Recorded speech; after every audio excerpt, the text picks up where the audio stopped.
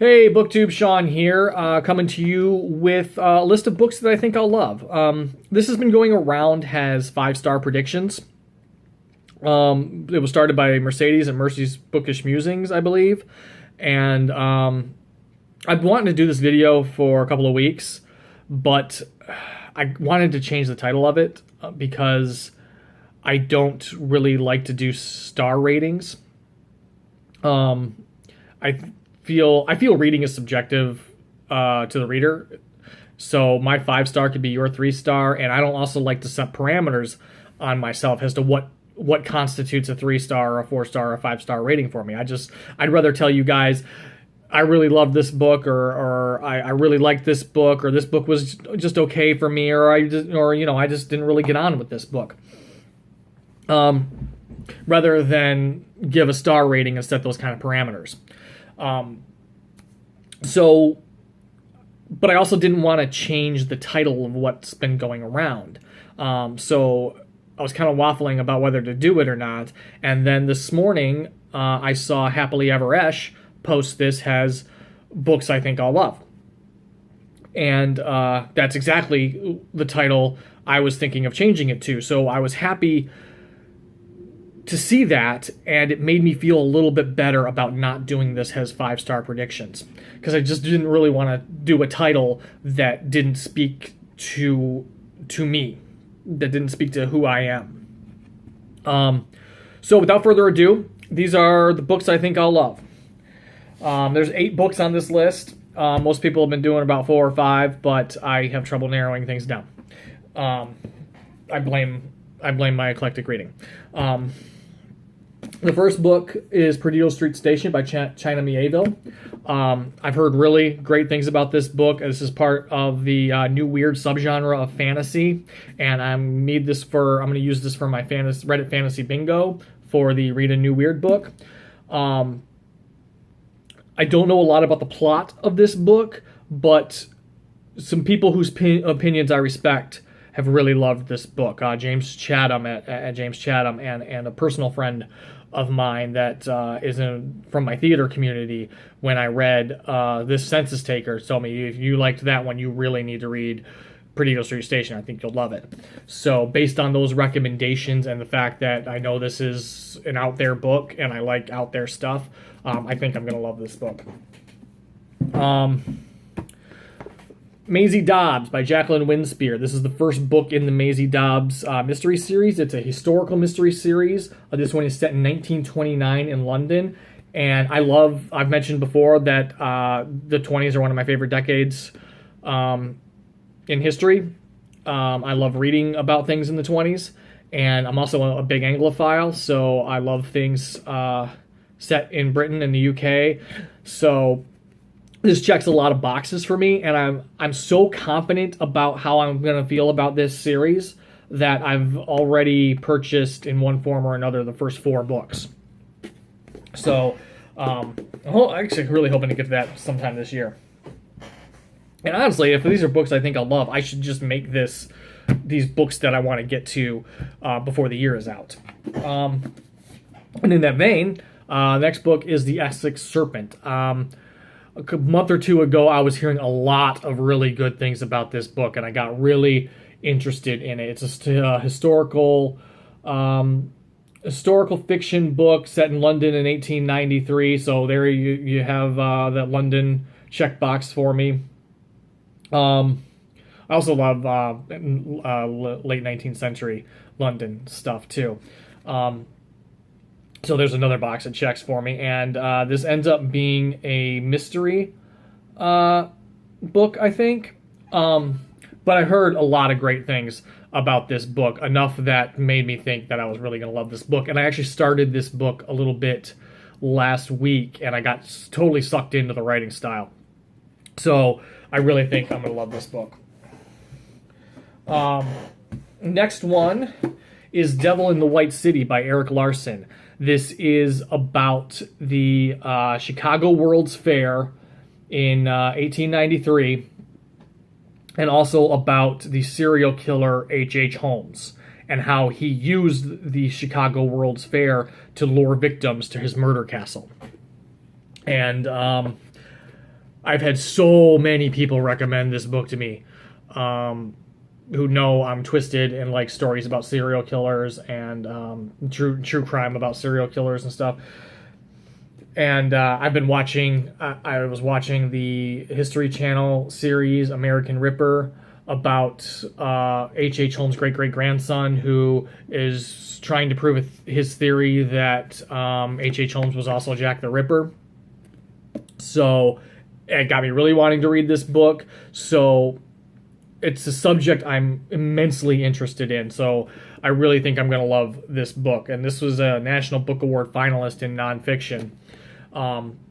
And just with so many people recommending this book, I really think I'm going to love this nonfiction book, this true crime book.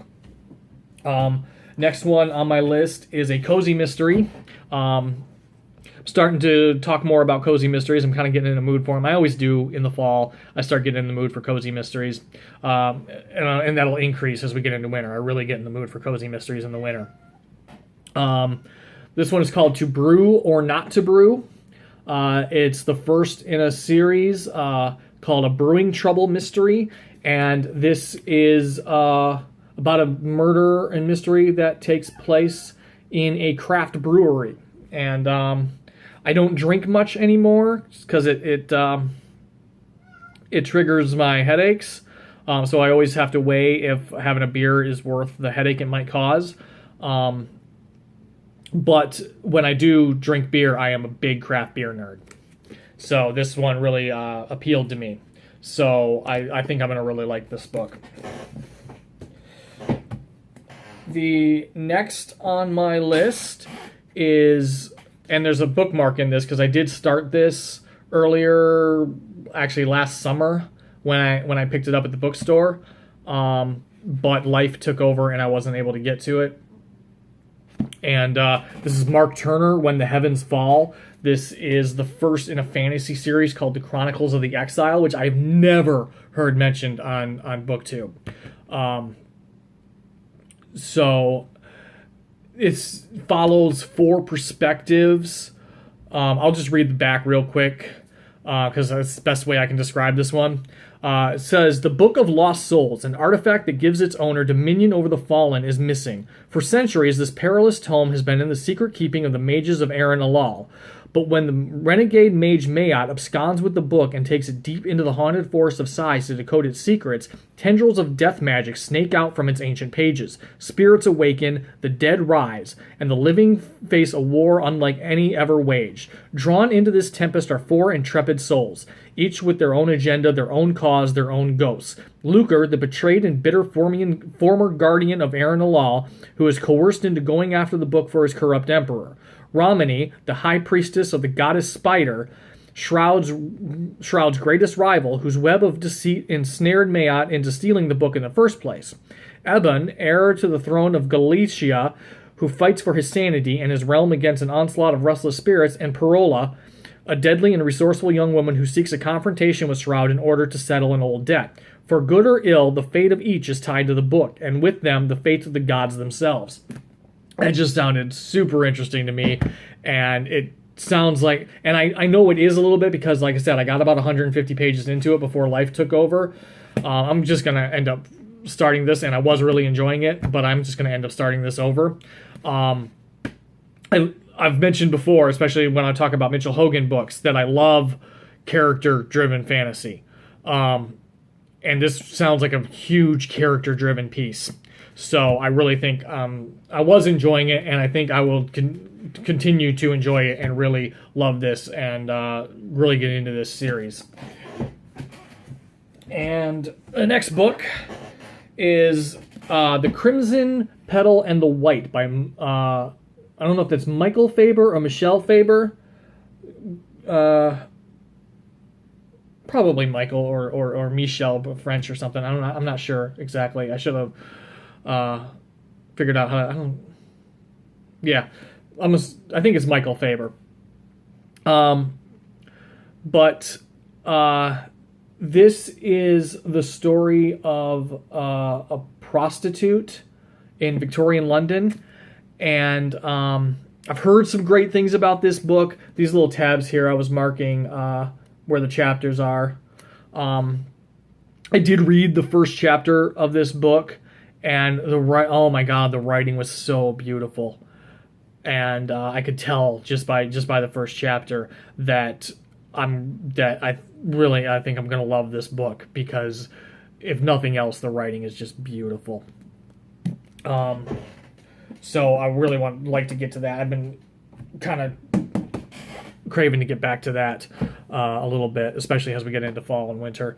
And then the other thing I think I'm going to love, it's kind of a 2-for-1 here, but I've talked about obviously how much I love the Broken Earth trilogy by N.K. Jemisin.